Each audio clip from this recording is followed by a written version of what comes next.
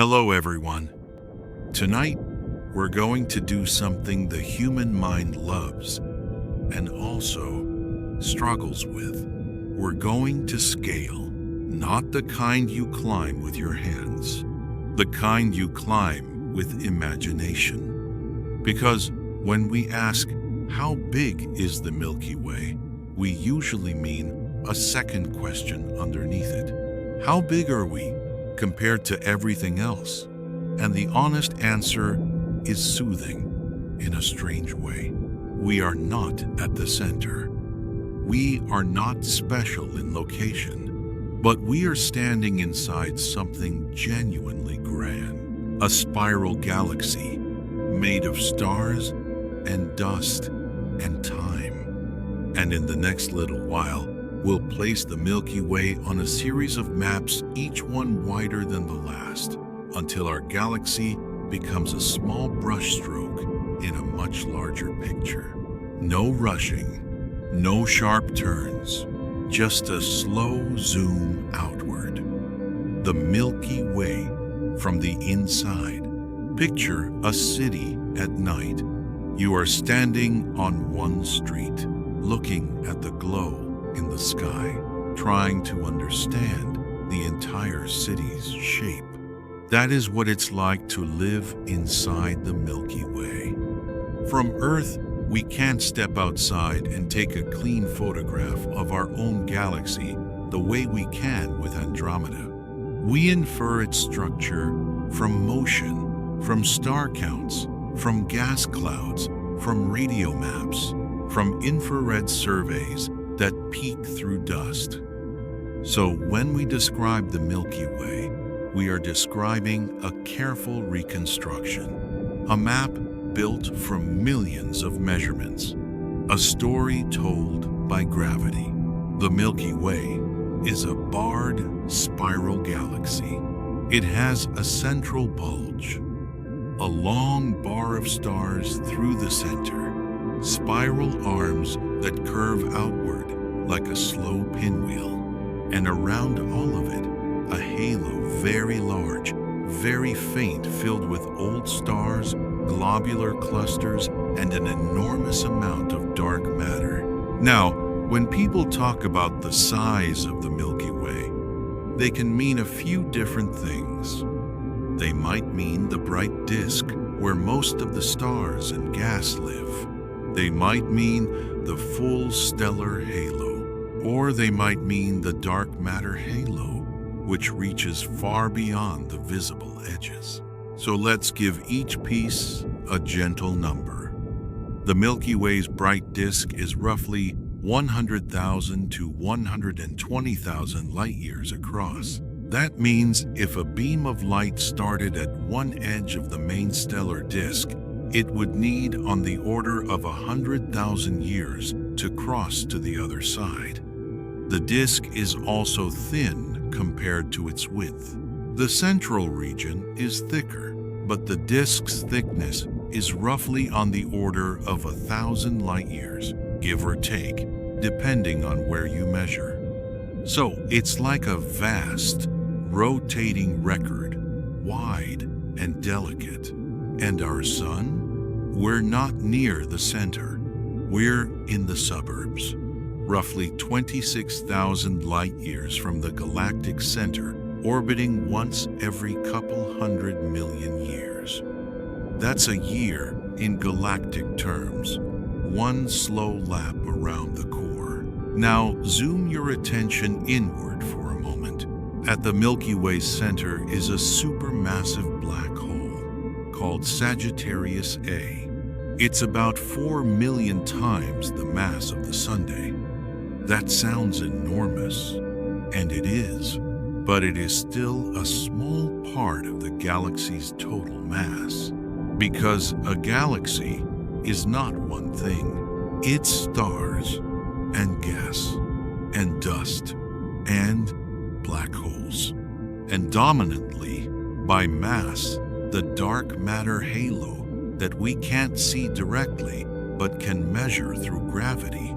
If you include that halo, the Milky Way's total mass is estimated to be around 1 trillion solar masses, roughly. Not a perfect number. Astronomy rarely gives perfect numbers for huge structures, but about 1 trillion suns is a fair sense of it. And that halo, the dark one, may extend out to something like 200,000 light years or more in radius, depending on definition. So, if you ask, how big is the Milky Way really?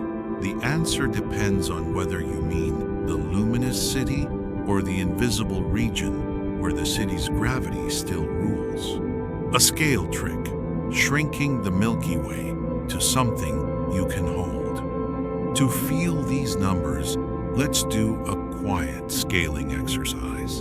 Imagine the Milky Way's bright disk, about 100,000 light-years wide, shrunk down to the size of a dinner plate, about 30 centimeters across. At that scale, the sun would not be a marble, not even a grain of rice. It would be closer to a speck of dust, embedded somewhere out toward the rim. And the nearest star system to the sun, Alpha Centauri, would still be far away relative to that dust speck, because even locally, space is mostly emptiness. Galaxies look packed from far away. Inside them, they are spacious beyond intuition. Now keep that dinner plate image, because we're going to set it next to other plates soon. Some will be smaller. Some will be absurdly larger. And our Milky Way, comfortably big in our minds, will become one member of a very crowded gallery. The Milky Way compared to other galaxies. Not all galaxies are built the same way. Some are tiny dwarfs with a few million stars. Some are giant ellipticals with trillions of stars. Some are spirals like ours. Some are chaotic from collisions. And the Milky Way sits in a middle zone, large enough to be majestic, not large enough to be the biggest thing around. Let's start with our nearest large neighbor, Andromeda, the bigger sibling across the dark. The Andromeda galaxy, also called M31, is the nearest large spiral galaxy to us. It's about 2.5 million light-years away. That number alone is a scale shock. If the Milky Way's disk is about 100,000 light-years wide, then Andromeda is about 25 Milky Ways away in distance. Not edge to edge, center to center, across intergalactic space. Andromeda is also a bit larger than the Milky Way. Its disk is often quoted around 200,000 light-years across for its extended stellar component, though exact definitions vary. It likely has more stars than we do. Its total mass may be comparable or somewhat larger, depending on which measurements you trust this year. And the two galaxies are not simply neighbors. They are a future event. In about 4 to 5 billion years, the Milky Way and Andromeda are expected to collide and merge. Not like cars, like two drifting clouds of bees. Stars rarely hit each other directly because the distances are huge. But gravity reshapes everything. Orbits change. Gas compresses. New stars can ignite. And after a long dance, the result may be a single larger galaxy, often nicknamed Milkomeda in popular science, because scientists too occasionally enjoy a silly name. Triangulum and the local cast. There is also the Triangulum galaxy, M33, smaller than the Milky Way and Andromeda, but still a respectable spiral. Then there are dozens of dwarf galaxies around us, like the large and small Magellanic Clouds, visible from the southern hemisphere, and many ultra-faint dwarfs discovered through careful surveys. These dwarfs are important because they remind us that galaxy does not necessarily mean giant spiral. Some galaxies are more like small towns than megacities, and the Milky Way, compared to those dwarfs, is enormous. But compared to the largest galaxies in the universe, the Milky Way is not small, but not the final boss. The giants, elliptical galaxies, and cosmic monarchs. The largest galaxies tend to be giant ellipticals found near the centers of galaxy clusters. A famous one is M87 in the Virgo Cluster, home to the black hole whose shadow was imaged by the Event Horizon Telescope. M87 is a giant elliptical, much more massive than the Milky Way, with a supermassive black hole, billions of solar masses in size. Some giant ellipticals are so large that their faint stellar envelopes can stretch hundreds of thousands of light years, even over 1 million light years by some measures of diffuse light. And there are truly enormous spirals too, rarer but real, like UGC 2885, sometimes called Godzilla Galaxy in headlines, a spiral larger than the Milky Way by a wide margin. So where does that leave us? The Milky Way is a large spiral, a major galaxy, but not among the largest few percent.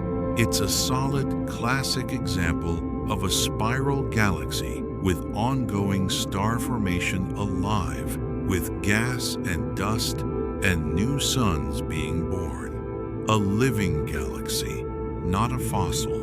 The Milky Way's address. From galaxy to group to supercluster. Now we zoom outward. This is where how much space the Milky Way occupies becomes more about where the Milky Way sits in the cosmic web. The local group, our small neighborhood. The Milky Way is part of the local group, a gravitationally bound collection of galaxies roughly a few million light years across. The local group's two dominant members are the Milky Way and Andromeda. Everything else in the group is smaller, dwarfs orbiting one or the other, and some galaxies drifting between them. If galaxies were lanterns on a dark field, the local group would be a small cluster of lanterns in one patch, brightest at 2 points. From a map perspective, the local group is our immediate neighborhood, our county. The Milky Way is our city. The solar system is a single building in one district, and the human scale is a whisper inside that building. Beyond the local group, the local sheet, and nearby groups. The local group is part of a slightly larger arrangement, sometimes called the local sheet, a flattened region of galaxies in our vicinity. We also have nearby galaxy groups and clusters, the Sculptor group, the M81 group, and more. But the next truly major structure to know is the Virgo Cluster. The Virgo Cluster, our nearest rich cluster. The Virgo Cluster is the nearest large galaxy cluster. It sits roughly 50 to 60 million light years away. A galaxy cluster is different from a group. It can contain hundreds or thousands of galaxies bound together in a deep gravitational well dominated by dark matter. In clusters, galaxies interact often. Gas gets stripped, ellipticals grow huge, and the space between galaxies is filled with extremely hot plasma, the intra-cluster medium glowing in X-rays. The Milky Way is not inside the Virgo Cluster. We are outside it, but we are influenced by its gravity as part of a larger flow of motion in our region of the universe. Laniakea, the supercluster idea. On even larger maps, astronomers describe our broader region as part of a supercluster called Laniakea, which includes the Virgo Cluster as a key component. Laniakea is not a perfectly bound object the way a galaxy is. It's more like a watershed, defined by the way galaxies flow under gravity toward attractors. Its scale is on the order of hundreds of millions of light-years across. If the Milky Way is a dinner plate, Laniakea is a continent. Not a single city, not even a single country. A broad landmass of gravitational influence traced by the motion of galaxies like driftwood in a slow current, the cosmic web where galaxies really live. If you could see the universe on the largest scales, you wouldn't see galaxies sprinkled evenly like sugar. You would see a web, filaments of galaxies and dark matter, knots where clusters form, and vast empty regions called voids. This is the cosmic web. It formed because gravity amplifies tiny differences. Slightly denser regions pull in more matter. They grow denser. They pull harder. And over billions of years, matter arranges itself into threads and hubs. The Milky Way is a single galaxy embedded in one of these filaments, a single bead on a cosmic string. And when we ask, how much space does the Milky Way take up? We're really asking two things. How big is its own gravitational domain? And how small is it compared to the structures it belongs to? The Milky Way's gravitational domain, in the simplest sense, is its halo hundreds of thousands of light years. But the structure it belongs to, the cosmic web filament, the supercluster region, spans hundreds of millions of light years. So our galaxy is locally dominant in its own halo, but cosmically, it is a tiny unit inside a far larger architecture, the observable universe, the ultimate comparison. Now we zoom farther, far enough that the mind becomes quiet, because the numbers stop behaving. The observable universe is the region of the universe we can, in principle, receive light from, given the age of the universe and the expansion of space.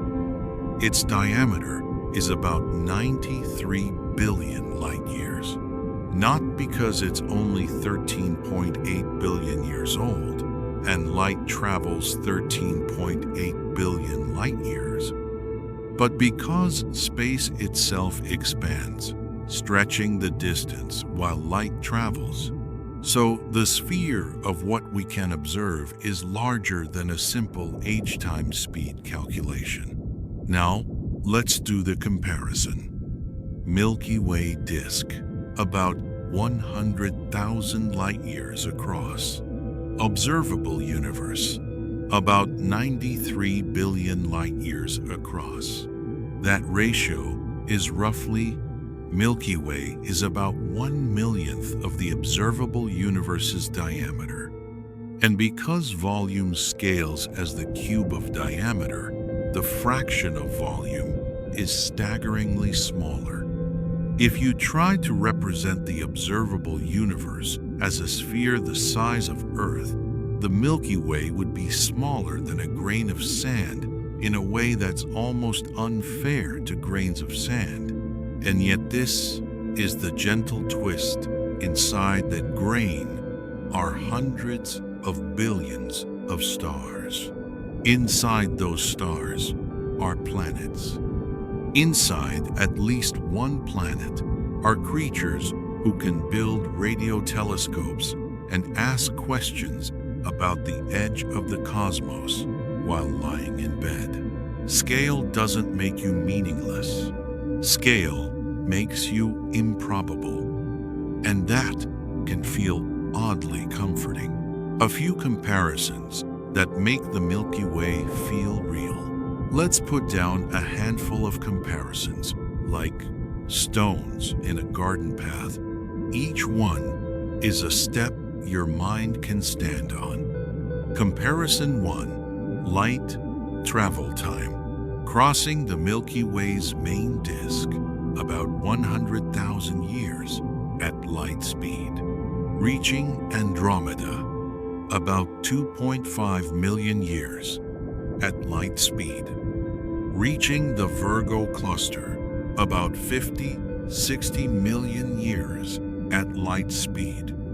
Crossing the observable universe, tens of billions of years in light travel time to the farthest observable regions, depending on what you mean by cross, because expansion complicates the route. Even the nearest big galaxy is separated from us by a distance that makes recorded human history look like a blink. Comparison 2, star counts. Milky Way, roughly 100 to 400 billion stars, depending on how you count faint red dwarfs. Andromeda, often estimated at around 1 trillion stars or so, though again, definitions and uncertainties apply. Giant ellipticals can have trillions of stars. So the Milky Way is a rich, star-filled system, but not the most populous. Comparison 3, shape and lifestyle. The Milky Way is still forming stars. It has cold gas, dust lanes, nebulae, spiral arms with ongoing star birth. Many giant ellipticals, by contrast, are more like old cities with little new construction. They formed many of their stars early, merged repeatedly, and now glow with older populations. So, in a sense, the Milky Way is not only a size, it's a phase, a galaxy in motion, still active. Where exactly are we inside the Milky Way? This is the part people secretly love. The cosmic address written like a bedtime postcard. We are in the Milky Way's disk, in a spiral arm region called the Orion Arm or Orion Spur, between two major arms, Sagittarius and Perseus. We orbit the galactic center at roughly 220 kilometers per second. That sounds fast. But the galaxy is so large that one orbit still takes around 225 to 250 million years. If the Milky Way were a clock, human civilization would be a brief shimmer on the second hand. And again, this isn't meant to make you feel small in a sad way. It's meant to make you feel connected to something patient. The galaxy does not rush. It rotates like a slow song. How much space does the Milky Way take up? The clean answer.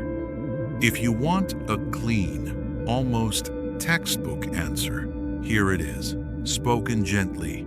The Milky Way's visible disk is about 120,000 light years across. Including its extended stars and halo, it can be considered larger, with influence out to hundreds of thousands of light years. Its gravitational domain is dominated by a dark matter halo with a mass of roughly 1 trillion suns extending far beyond what we can see. In its cosmic neighborhood, it is one of the two dominant galaxies in the local group, which spans a few million light-years. That group lies within larger structures, clusters, and supercluster regions embedded in the cosmic web. Compared to the observable universe, about 93 billion light-years across the Milky Way is a tiny fraction in linear size, and an almost unimaginably tiny fraction in volume. That's the map. Now we can let it become a story again. A slow zoom out to end the night. Imagine floating above the Milky Way, not racing, just drifting. At first, you see the disk as a soft spiral, pale and luminous, dust lanes like shadows in moonlight. You see bright knots where stars are being born. You see the warm glow of older stars in the bulge. Then you drift farther back. The Milky Way becomes one galaxy among a few the local group. Andromeda is there, like a second whirlpool in the dark. Triangulum, too, dwarfs like faint embers, drift farther. Groups become points. The Virgo Cluster becomes a textured patch, dense with galaxies like a swarm of distant fireflies. Drift farther still. Filaments appear. The cosmic web reveals itself, threads and knots and voids, a pattern too large to hold in one thought, but simple in spirit. Gravity pulling, matter responding, and then farther, so far that even clusters look like dust. The observable universe becomes a sphere of ancient light, and within that sphere, the Milky Way is a single, quiet detail, not the center, not the edge, just one home among countless homes. A place where the laws of physics learn to write patterns in gas, to ignite stars, to build elements, to shape planets.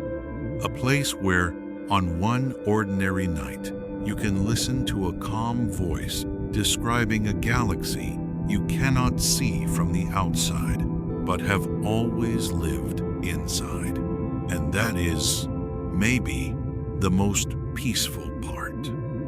You don't have to leave the Milky Way to belong to it. You are already inside the story. The sky is not out there. In a very real sense, you are made of it.